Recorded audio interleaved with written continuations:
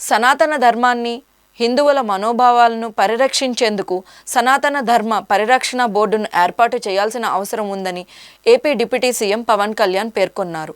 తిరుమల తిరుపతి దేవస్థానం ప్రపంచవ్యాప్త హిందూ సమాజానికి కేవలం పుణ్యక్షేత్రం మాత్రమే కాదని, అదొక పవిత్రమైన ఆధ్యాత్మిక గమ్యస్థానం అని ఆయన అభిప్రాయపడ్డారు. ఈ సందర్భంగా పవన్ కళ్యాణ్ స్పందిస్తూ, తిరుపతి లడ్డు కేవలం ఒక స్వీట్ కాదు, అది మనందరి ఉమ్మడి భావోద్వేగం. స్నేహితులు, కుటుంబ సభ్యులు, చివరికి అపరిచితులతో కూడా మనం ఆ ప్రసాదాన్ని పంచుకుంటాం. ఎందుకంటే అది మన సామూహిక విశ్వాసానికి, ప్రగాఢ భక్తికి ప్రతీక అని వివరించారు. ఏటా సగటున 2.5 కోట్ల మంది భక్తులు తిరుమలను దర్శిస్తారని గుర్తు చేశారు.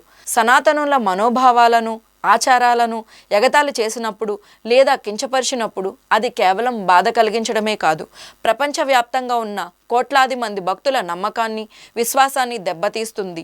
లౌకికవాదం అనేది రెండు వైపులా ఉండాలి.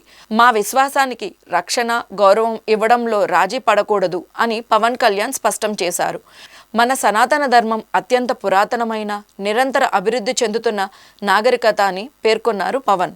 భాగస్వాములందరి ఏకాభిప్రాయంతో సనాతన ధర్మ పరిరక్షణ బోర్డును స్థాపించడానికి ఇదే సరైన సమయమని ఆయన అభిప్రాయపడ్డారు.